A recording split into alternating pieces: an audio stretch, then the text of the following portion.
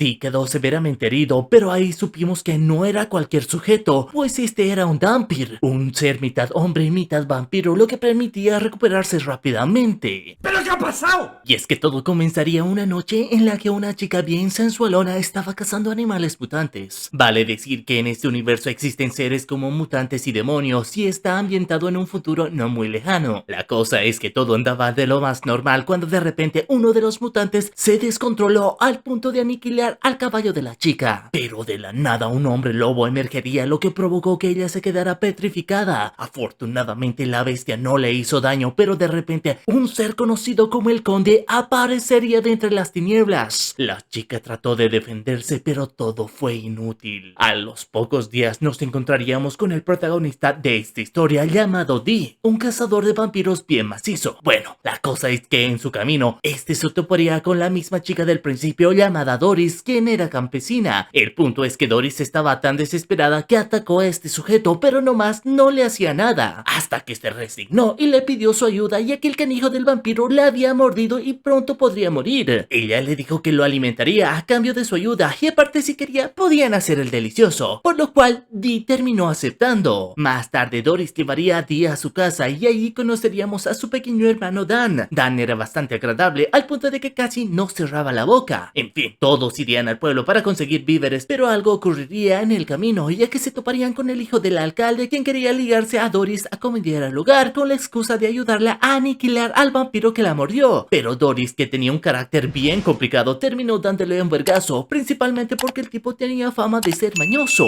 Greco no aceptó un no como respuesta, pero nuevamente Doris le partiría la jeta. Emperrado, el muy cobarde empezó a gritar a los cuatro vientos la condición de Doris, lo que provocó que fuera llamada por el alcalde. Ahí Doris sería objeto de varias preguntas, entre ellas por qué había contratado a un cazador de vampiros. Pero eso era evidente. Todos se sorprendieron y llegaron a la decisión de llevarla a un campamento, o sea, algo así como un poblado rural donde no hay nada, para que no causara problemas. Afortunadamente, un doctor que andaba por ahí salió en defensa de Doris, indicando que el lugar tenía condiciones terribles. Aún así, el alcalde quería que la llevaran, pero el doctor reveló que hace 50 años había pasado algo en aquel entonces, y es que una muchacha fue mordida por el mismo vampiro, por lo que la encerraron en aquel campamento. Lo curioso fue que el conde aquella noche enfureció bastante porque aprisionaron a la chica, al punto de cargarse a 30 hombres como castigo. Pero no solo eso, ya que la muchacha se volvió loca, lo que la llevó a una muerte segura. En ese momento Dee tomaría la palabra y mencionaría que esperaran para que pudiera cumplir su trabajo. Todos empezaron a dudar, pero Doris, determinada, indicó que de fallar, ella misma iría al campamento. Dan no paraba de llorar y Dee lo observaba, por lo que sintió compasión al punto de recomendarle que fuera fuerte, ya que ahora necesitaba todo el apoyo posible para su hermana. Bueno, le dijo más cosas, pero en síntesis fue eso. Por otro lado, a la pobre de Doris la empezaban a rechazar, ya que no la querían atender por ser mordida por un vampiro. Pinches discriminadores. En fin, ya en la casa de Doris, Dee tendría pensamientos intrusivos. O bueno, más o menos, porque casualmente no estaba solo, pues este poseía una habilidad especial, y este era un parásito en su mano izquierda que le permitía absorber mutantes y ciertas cosas. La dichosa mano pensaba que Dee se estaba enamorando de Doris, pero en él diría Dee, ya que su objetivo sería aniquilar vampiros.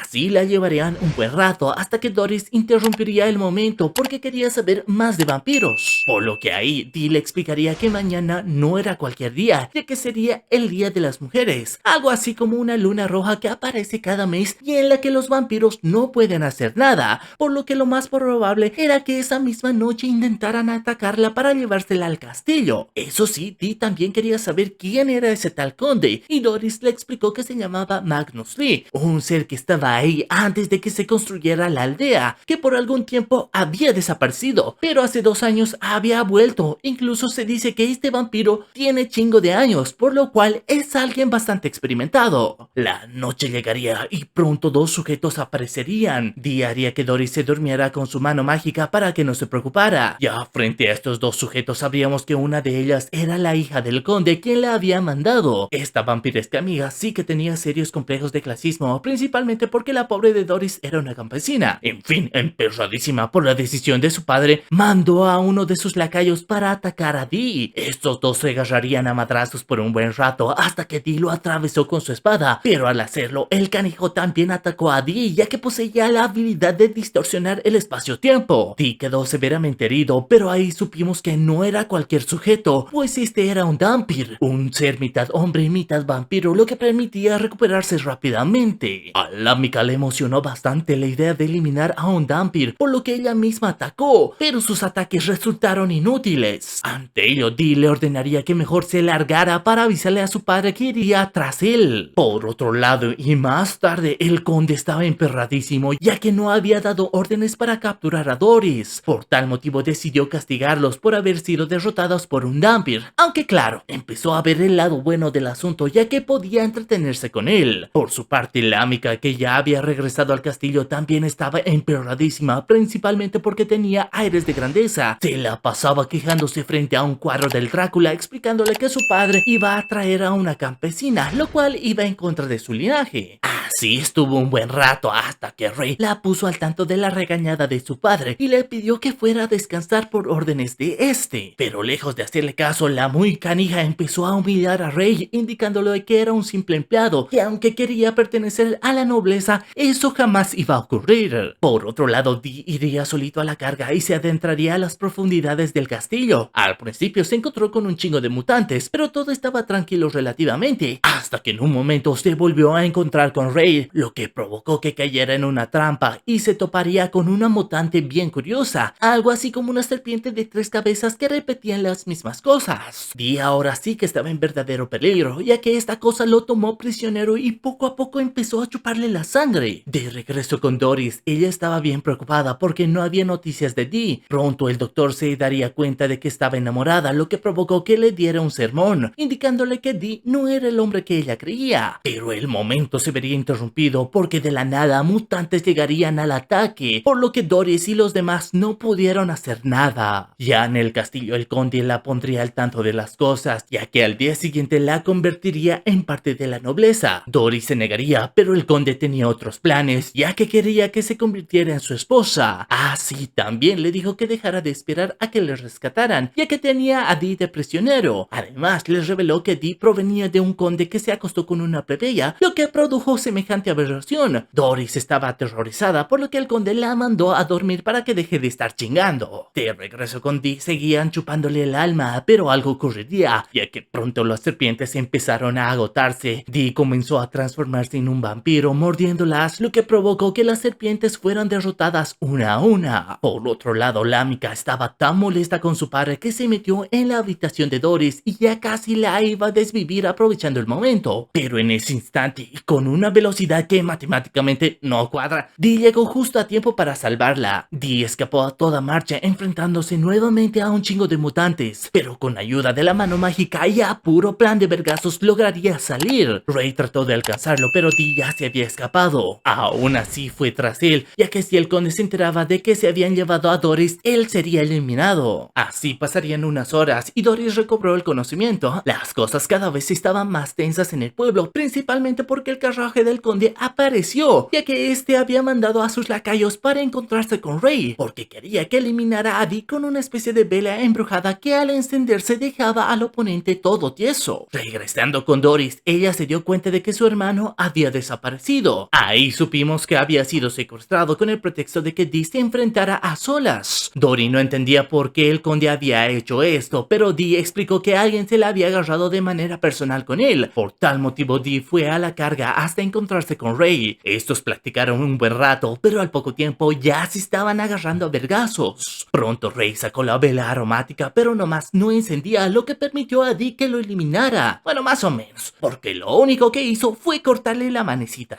Por otro lado, Doris estaba bien afligida porque Dan no aparecía, pero en ese instante el dichoso Dr. Feringo aparecería mágicamente y le pidió que la acompañara a un lugar seguro. Pero para pura madre, porque justo ahí Lamika apareció. Doris se dispondría a atacar, pero el canijo del doctor le arrebató su lazo y se transformó en un vampiro. Doris no sabía qué hacer y el doctor también se sacó de onda por la presencia de Lamika, ya que no había recibido ninguna noticia de su llegada. Lamika, al ver la actitud del vampiro, terminó quitándole la vida. Parecía que la mica se iba a salir con la suya, pero de la nada aparecería una luz que la dejó quietecita. Doris no entendía qué ocurría nuevamente, pero ahí se reveló que el canijo de Greco había sido el causante. ¿Pero qué había pasado? Pues fíjate que resulta que el muy mañoso había espiado a Ray cuando le entregaron la vela, y al saber de su existencia, vaya a saber cómo la intercambió. Por eso la vela que Ray usó contra Dee no había servido de nada. En fin, el alucín de Greco quería negociar con el conde para luego acabar con él y hacerse millonario, pero con la condición de que Doris y él se casaran. Parecía que Greco se iba a salir con la suya, y digo parecía porque la mica preferiría morir ahí mismo antes de ser capturada por un sangre sucia. Greco se emperró y ya le iba a cumplir el deseo, pero en ese instante Dan le disparó a Greco dejándolo fuera de la ecuación. Todos estaban más tranquilos de camino al castillo, hasta que Dee tomó la decisión de perdonarle la vida a la mica. Esto porque, bueno, es un buen tipo y no elimina a quien no considera necesario. La mica seguía con el cuento de que provenía de una familia de sangre azul, que a ella no le enseñaron nada de amor ni de amistad y que se regía por la ley del más fuerte y demás cosas. Dee estaba de acuerdo, principalmente porque su antepasado dijo eso, y digo antepasado porque se refería al mismísimo Drácula, o bueno, eso queremos creer. La cosa es que más tarde todo andaba bien tranquilo, incluso Doris se tomó un baño y le propuso a Dee irse a vivir lejos y en paz, pero Nell dijo Dee ya que según él solo sería más desdichada. Doris se negó a escucharlo y empezó a abrazarlo, pero en ese instante Dee ya merito se estaba convirtiendo en un vampiro para chuparle la sangre, pero con pura fuerza de voluntad lograría controlar sus impulsos. En fin, así pasaría un buen rato, hasta que nos daríamos cuenta que Greco seguía vivido, pero no por mucho tiempo, ya que se toparía con Ray, quien emperradísimo por haberle cambiado la vela, terminó eliminándolo. Pero no solo eso, sino que más tarde Ray, aprovechando que tenía la vela en su poder, se dirigió hasta donde estaba Dee con el propósito de matarlo. Y vaya que lo lograría, pero no solo eso, sino que incluso él, muy resentido, terminó cortándole la manecita. Por otro lado, la mica seguía mame tratando de convencer a su padre de no casarse, pero el viejecito vampiro nomás le explicó que cualquier rato se aburriría de ella, que solo sería por un breve tiempo y que después conseguiría otra. La mica seguía sin entender hasta que el conde ya no dio más y le reveló que ella misma provenía de una familia humilde. Esto principalmente porque esa clase de personas no genera problemas. A la mica se le cayó el mundo encima, pero con el fin de que dejara de estar jodiendo, el conde la mandó a dormir. Eso sí, la cosa no acabaría ahí, ya que cuando el conde se alistaba para los preparativos de su boda, Ray apareció pidiendo la eterna juventud y pertenecer a la realeza que se le había prometido. Pero el conde tenía otros planes, ya que se justificó por sus fracasos, indicándole que mejor se espere otros 50 años. De retorno con el Dee, o bueno, la mano de este, y gracias a que tenía conciencia propia, podía existir momentáneamente sin un huésped. Pero las cosas se complicaron, ya que mutantes empezaron a aparecer para cenarse a Dee. Pronto la manecita nuevamente se unió a él y se comió algo de tierra para devolverle la vida. Ciertamente las cosas estaban peor que nunca, ya que la ceremonia de bodas ya empezaba. Dan trató de ir al rescate, pero fue inútil, o bueno, más o menos, ya que Ray le salvaría la vida. Pero acá ocurrió algo, ya que Ray se rebeló y encendió la vela para asesinar al conde por toda la humillación que había sufrido. Al principio parecía que se iba a salir con la suya, pero pronto se dio cuenta de que el conde era inmune a este artefacto, lo que provocó que sin mucho esfuerzo lo eliminara de la faz de la tierra. La boda siguió su curso y el conde ya se iba a salir con la suya, pero grande fue su sorpresa cuando Dee apareció en ese instante clavándole una daga en el ojo. Al principio se aventaron unas palabras defendiendo sus ideales, pero luego de un buen rato los chingadazos aparecieron. El conde claramente tomó la ventaja y cuando ya estaban por desvivir a Dee, este activó el ultra instinto vampiresco, lo que permitió emparejar la pelea hasta que Dee sometió al conde. Doris, que estaba en trance, trató de eliminar a Dee, que estaba herido, pero gracias a las palabras de Dan recobró el conocimiento. La mica también apareció y, cansada por toda la decepción de su padre, no le quedó más remedio que ella misma eliminarlo. En el proceso, el mendigo conde se dio cuenta de que Dee provenía de un antiguo antepasado. Aquí en el canal queremos creer que era Drácula, pero júzguenlo ustedes mismos. En fin, la mica seguía bien decepcionada porque se negaba a reconocer sus orígenes, pero el tiempo se acababa, ya que todo el castillo empezó a destruirse, lo que provocó que retornara hasta las profundidades del inframundo. Al día siguiente todo volvió a la normalidad, por lo que misterioso como siempre, Dee siguió su camino en búsqueda de más vampiros. ¡Ya sé! se terminaría la historia de Vampire Hunter D de 1985. Una excelente película si te gusta el western, el estilo gótico, los vampiros y la acción desenfrenada. En fin, si te ha gustado esta historia, no olvides dejar un merecido like, comentar y suscribirte al canal para más historias aquí en Fandom Geekers.